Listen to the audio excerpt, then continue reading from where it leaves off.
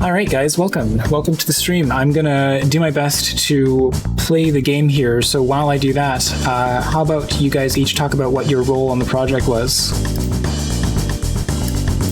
Well, I mostly did programming. I did most of the programming for this game, and that was primarily what I did. Connor, if you want to go. Yeah, we all worked on like brainstorming at the beginning, but my role was mostly just animation and art for the game. Yeah. Oh, I also did the music for this. I didn't do it during the jam. It was just stuff that I had sitting on my drive, but I did make that as well. Cool. Well, I seem to have gotten a power-up and then immediately used it. Do I have to collect something else before it is returned to me? It'll recharge after roughly 30 seconds, but if you collect another of the same power-up, it'll automatically okay, nice. Be up it for you. Yeah. All right. Well, I guess one easy question I have is, how did you decide on the sort of electrical theme for the game? There's a lot of sparks and zaps and everything. Yeah. Well, you want to do this one, Connor? Yeah. So what happened was we kind of started with the D-pad kind of as our main thing, which just because that was like the control. Mm-hmm. So then that kind of got us on the theme of controllers. So we made like the one who's not with us, another Max who worked with us. He made the joystick boss battle. So that was kind of like our big controller themed enemy. And then we also kind of kept with the theme by having the like batteries and light bulbs. We would have liked to do more, but obviously, 48 hours isn't a whole lot of time. We sort of imagined it was like a lot of these enemies, even if the background is like a little bit like dirt and stuff, we're sort of imagining it's like a rug in front of your TV. You've got like the controller, the spare batteries, electrical cords and whatnot. That's sort of like the perspective for the theme. Nice. So how exactly do you decide on this as the idea for the jam? Well, we went through a lot of ideas. Basically, as soon as the theme got revealed, we all were on a call and we started brainstorming. We were going to go with 2D just because it was simpler, and we brainstormed for probably 3 hours, and then Max Lama, who's not with us today, on the call, just sort of like blurted out the idea for this game, pretty much in the form that it is right now. Like, you got 4 controls, if you get hit, you lose it. And as soon as he said it, we all just kind of like immediately agreed that was like the best idea we'd come up with, and we started talking about details. Yeah, we spent like at least an hour just like coming up with like a lot of ideas, and there were a lot of really stupid ones. And I think we sort of came up with the idea of like what this game was, but like a lot looser. And then we spent the next, hour or two just whittling down the core aspects of the game. Okay. Yeah, I mean, I'm sure that you've gotten some feedback on just how difficult it is. I think this is about one of the longest times I've ever made it, and I've never seen the boss battle, unfortunately. Because yeah, I think one thing we do intend to finish it a little more now that the game jam is over. But I think we talked about wanting to have more of an indication of progress in the game, so that it doesn't just feel like you're just waiting for the boss battle. Yeah. There was also, this is a sort of thing where like, I didn't actually send a build to Connor or Max until like pretty close to the deadline. So we didn't have that much time for playtesting, and it's just one of those things where like if we had an hour more of playtesting, it would have been obvious that it was like a little bit too hard and takes a little bit too long to get to the boss, and then we would have been able to fix it. But just one of those cases where like you just don't test enough. Yeah, that's always the...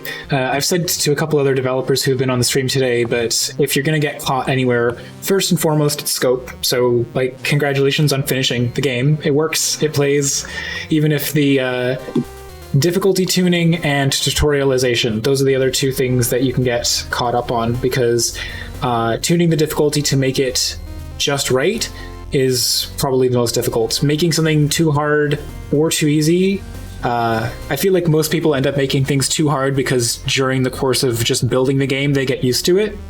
And it's very likely that you get too used to the difficulty of your own game, and so you try to compensate by making it more challenging. So, yeah, don't worry about that, because you can easily tune that and change it, as you said, once the game jam is over and the submission pages are unlocked. So, while you were developing the game, were there any particularly clever or perhaps not so clever hacks that you needed to implement in order to get the game working? There were. So I had two that I think are kind of clever.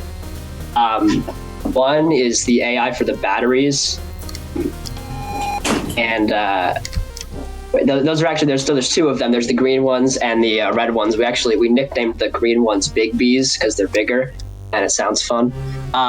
The AI for that was originally just set to chase the player's position. Max Llama actually wrote the original version of it, sent it to me, and we edited it and implemented it together. And we were going to write some kind of a void function to prevent the batteries from, clumping up behind the player as they chase you. But we didn't really think we had time.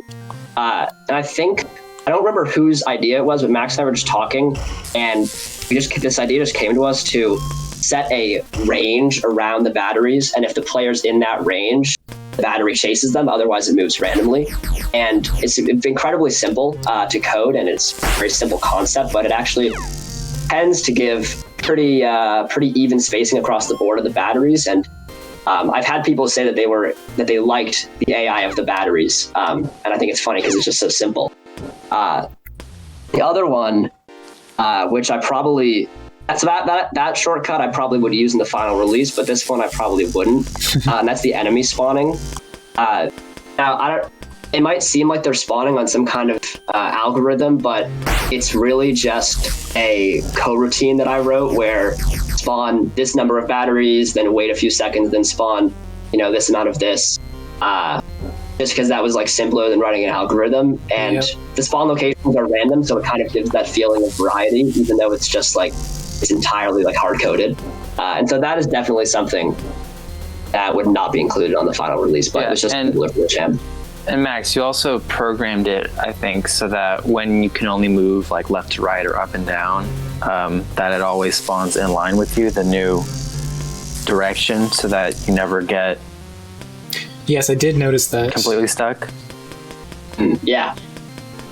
I think... Yeah, that is Yeah. Oh, sorry, I was just going to say really quickly, but I think one other thing that would be super handy is if you were going to lose one of your controls, when you lose one control, it's fine. You can still basically maneuver. If you lose two of your controls and you're left with only going left and right, spawning something on that line really helps. But I think the game would feel a bit more interesting if you could always have both one up down and one left right. Do you know what I mean? Just that way you always have the ability to move on both axes. You're never limited to just going back and forth in a line. Right. That was that was something that I think in the beginning Max was talking about, how maybe we should have the player just die after they've gotten down to one control, something like that. And we decided to leave in getting down to one control or being at the point where we only have one axis you can move on, just because we thought it would be interesting. But it's definitely proved to be incredibly challenging when you get to that point in the game. You can come back from it, but it takes some serious luck as far as the enemy spawning. I think the enemy spawning on locations could definitely be improved so that you're not spawning enemies right in front of you. I think we also talked about having a bit of a health system on the controls, each direction has two like health bars, basically. Maybe as a power-up or just as like a function of the game. But I think that was just another thing that we didn't have time to do. Well, it seems like your player character model is actually getting smaller as you take hits. Is that accurate? Yes, that is the correct. hitbox is based on I think it's like the center of the body and the like little controller piece. So as soon as you lose a piece, that hitbox goes away. Right. Which was part of the curve to make it not so like hard, was that, you know, you lose a direction but your hitbox is also smaller. Right. Yeah, I think it's a great call because you want to have a bit of a give and take. Oh, hey, I think one of them just spawned right on me. Do you only get points for collecting things, or do you get any points for just surviving? Right now, you just get, I think it's 500 points for getting a directional key and like 1,000 for getting a button. But that's it right now. Okay. I think in the future, we're probably going to add an improved score system because that's kind of, it's not very complex. I think people would certainly appreciate being awarded with points the longer they're alive. Because staying alive is such a challenge, I feel like people will feel good about, like, okay, as long as I'm surviving, I'm getting points. And then you can absolutely keep the collections as the big point gets. But yeah, just There's a few things on that about like revamping the scoring system, just so it's not like everything you pick up, it's also how long you've played, and other things like that. Yeah. Okay. Well, we were thinking. Sorry, I was just going to ask if I'm coming through clear because I saw a notification. I might have been dropping some frames there. Everything good? Yeah, you're coming through clear. There's sometimes it'll like pause and I'll lose a little bit of audio, but for the most part I can hear you. Cool. Thanks for the confirming. Otherwise, go ahead. Sorry, I cut you off. Is like you were about to say something? Oh, yeah. I think one thing we've been thinking about as far as the scoring system is having a system where you get points for staying alive, and the time that the boss spawns at is based on your point gathering. So you could accelerate when the boss would spawn based on picking up those power-ups, so you can get extra points. Or if you don't pick up the power-ups, the boss will spawn after a certain amount. And that way there would be more incentive to go for the power-up, because it's not just for points, it would make the boss spawn faster, so you don't have to last as long in the game. Yeah, it's a good call. All right. Well, is there anything that you had to cut or change to finish the game on time? I think there were a few animations that we had, but we didn't have time to actually put them in Unity.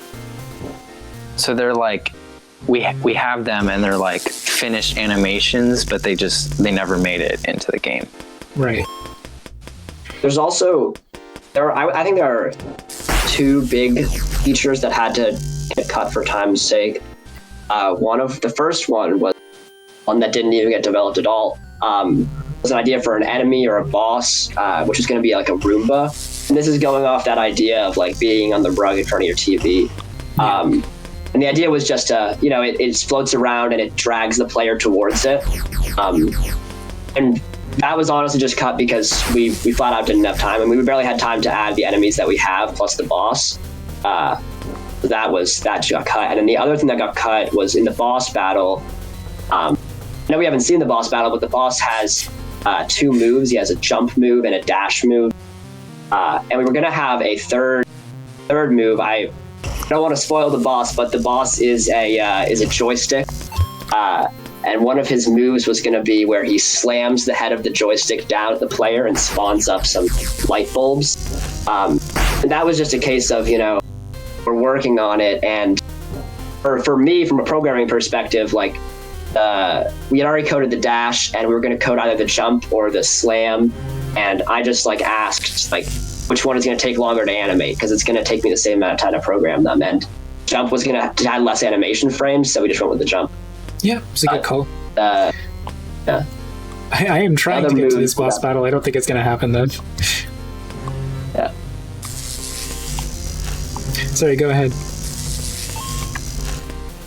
Oh no, I was finished. Yeah, the slam will be coming. The Roomba will be coming.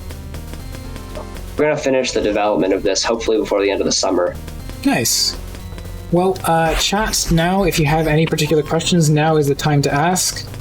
In the meantime, I'll just sort of proceed with my last question, which it seems like you already sort of started to answer. But your plans for the game going forward are more bosses, more enemy types, difficulty tuning, etc. Anything you want to add to that? So we did have plans for maybe like 2 difficulties. One which is the difficulter version that we have now, and one that was a little tweaked to be easier because we did get a lot of feedback on just how difficult the game was. And we also talked about having different stages and more enemies, but that we just didn't have time. Yeah, I think as far as obviously there's going to be a lot of minor tweaks in line with criticism we've gotten as far as spawning more power-ups, more fair things, make it a little more balanced. And then as far as structure, I think we're going to go for some kind of like roguelike dungeon crawler where you progress through a number of stages where you've got this slew of enemies, you fight a boss, you progress to the next, you've got new enemies, new boss, and that's just that's where we're going. We're probably going to do a Mac build, a Linux builds. I think our ideal is this to be like a browser game, just because it kind of fit that niche. It's not going to be heavy on like the save file or anything. And hopefully it'll be out by the end of the summer. So if anybody listening is interested, add it to your collection on Itch, and hopefully we'll be out soon with it. Cool. Well, I'm going to throw the URL in the chat. It is also on the stream. And I guess anything you guys anyone you want to give a shout out to, where can people find you on social media? Now's the time to say it.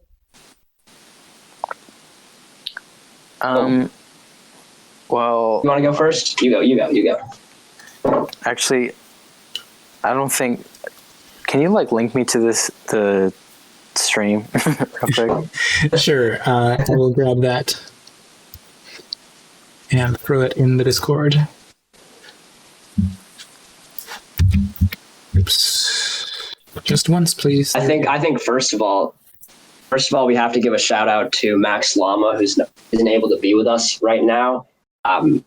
He put in a ton of work on this, and it's really a shame he can't be here, but props to him. I'm gonna link. Me and him are both animation majors, and he's one of the most brilliant artists I've ever met. And if you want to check out his work, I will absolutely link it in the chat. I've got the credits from the description up on the stream now, so people can see the names behind the game.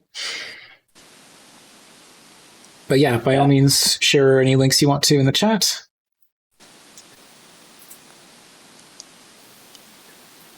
Yeah, we'll plug. I don't have the links on me right now, but we'll put up on our itch the links to our Instagrams and stuff if people want to, because we'll post about all this stuff on there too. Cool. Or if you just, I assume most people watching this probably have itch accounts.